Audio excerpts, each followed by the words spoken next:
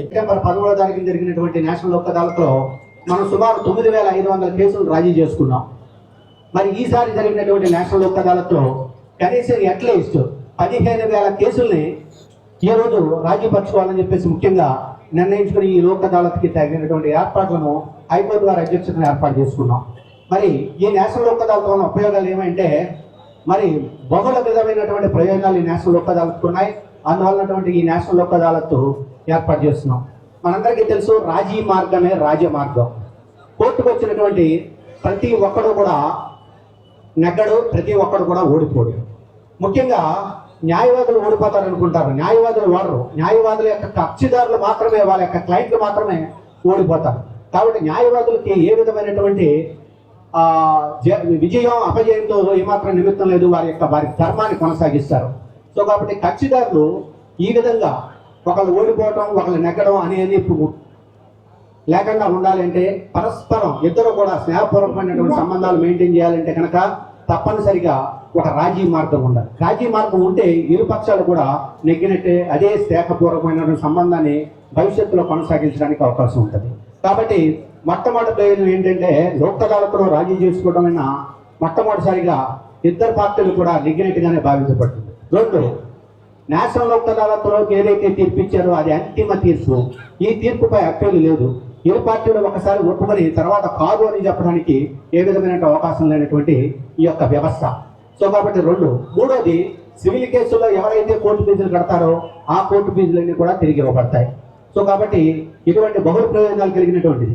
ముఖ్యంగా ఈసారి మరి municipal taxes, water taxes, property taxes, అట్లాగే deviations and unauthorised penalties, professional taxes, మరి వాటర్ ట్యాక్సెస్, ఈ కేసులని కూడా టేకప్ చేయడం జరిగింది. దీని ద్వారా కట్టడం ద్వారా మరి పార్టీలందరూ కూడా property tax, water tax, trade fee ఇవన్నీ కట్టనట్టయితే కనుక తప్పనిసరిగా కోర్టులో కేసులు పడతాయి. అతి త్వరలో ఇవాళ ఎవరైతే కట్టరో, ఎవరైతే నోటీస్ ఇచ్చామో వాళ్ళందరికీ కూడా మున్సిపాలిటీ వారు అతి త్వరలో కేసులు కట్టబోతున్నారు. మరి కేసులు కడితే న్యాయవాదులకి ఖచ్చితంగా మంచి కేసులు పెరుగుతాయి, ఫీజు వస్తుంది, కానీ కక్షిదారుడు నష్టపోతాడు.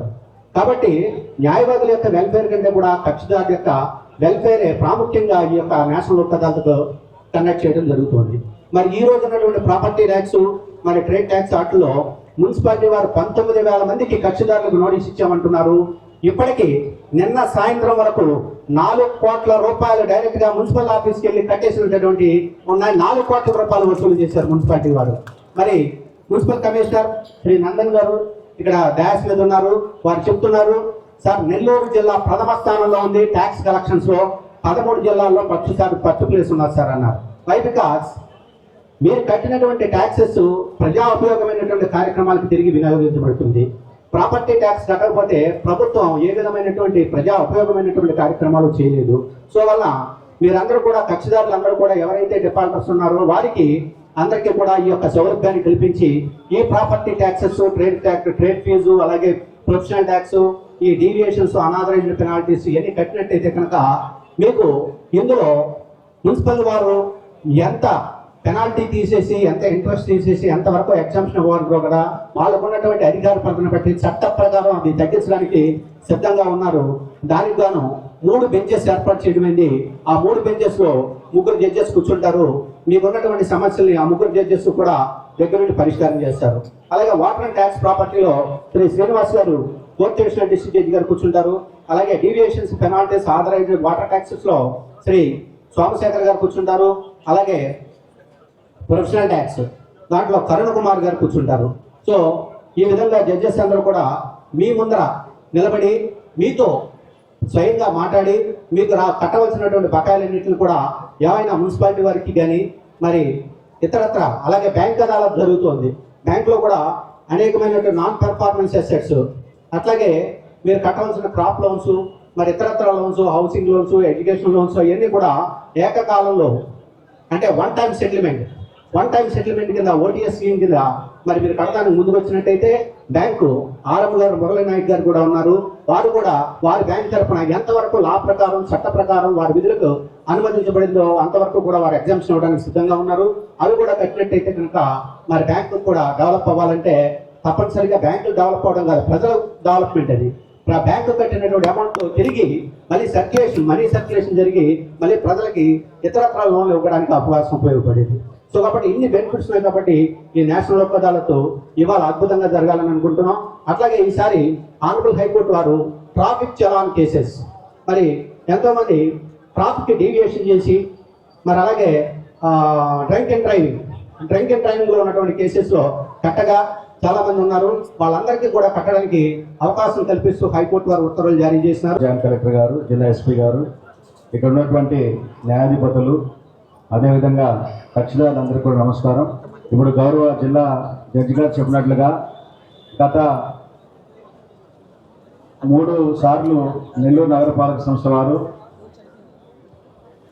Property tax, water tax, trade licence fee, అదేవిధంగా unauthorised constructions, deviation to the sanction plan కట్టినటువంటి వారికి పెనాల్టీలు విధించడం జరిగింది. ఎవరైతే మొండు బకాయిదారులు ఉన్నారో వారందరికీ కూడా వివిధ రూపాల్లో వారికి సమాచారం ఇవ్వడం జరిగింది. టెక్స్ట్ మెసేజ్ ద్వారా, వాయిస్ మెసేజ్ ద్వారా, నోటీసెస్ ద్వారా. అయినప్పటికీ ఇంకా కొంతమంది ఆ బకాయిలను కట్టకుండా మొండిగా ఉన్నారు. వారందరికీ చివరి అవకాశంగా ఈరోజు నేషనల్ లోక్ అదాలత్ ద్వారా వారందరికీ నోటీసులు జారీ చేయడం జరిగింది. కాబట్టి ఎవరైతే బకాయిదారులు ఉన్నారో వారందరూ దీన్ని ఒక సువర్ణావకాశంగా తీసుకొని ఈరోజు కనుక బకాయిలన్నింటి కనుక చెల్లించినట్లయితే తదుపరి చర్యలేమి ఉండకుండా ఈ రోజు అది ముగిసిపోతుంది. లేనట్లయితే ఖచ్చితంగా వాటన్నింటి కూడా కోర్టు పనుల్లోకి తీసుకెళ్ళి తర్వాత కోర్టు ప్రొసీడింగ్స్ స్టార్ట్ అవుతాయి. అదేవిధంగా ఎవరైతే బిల్డింగ్స్ డీవియేషన్ కట్టారో, అనాథరైజ్డ్ స్ట్రక్చర్స్ ఆర్ ఫ్లోర్స్ వేసి ఉన్నారో వారందరికీ ఆల్రెడీ పెనాల్టీలు వేయడం జరిగింది. వారు బీపీఎస్ స్కీమ్కి అర్హత రావాలి అని అంటే వారి మీద ఎటువంటి కోర్టు కేసులు ఉండకూడదు. సో ఉన్నటువంటి కోర్టు కేసులు వారు మాఫీ చేయించుకోవాలి. కాబట్టి వారు కూడా పెనాల్టీలు కట్టాల్సినటువంటి అవసరం ఉంది. ఇప్పుడు దయచేసి అందరూ కూడా ఈ ప్లాట్ఫామ్ను ఉపయోగించుకొని జిల్లా న్యాయ సేవాధికారి సంస్థ వారు ఇస్తున్నటువంటి అవకాశాన్ని సద్వినియోగం చేసుకుంటారని చెప్పి భావిస్తూ ఈ అవకాశం ఇచ్చినటువంటి గౌరవ జిల్లా జడ్జి గారికి తెలియజేస్తున్నాను. Thank you.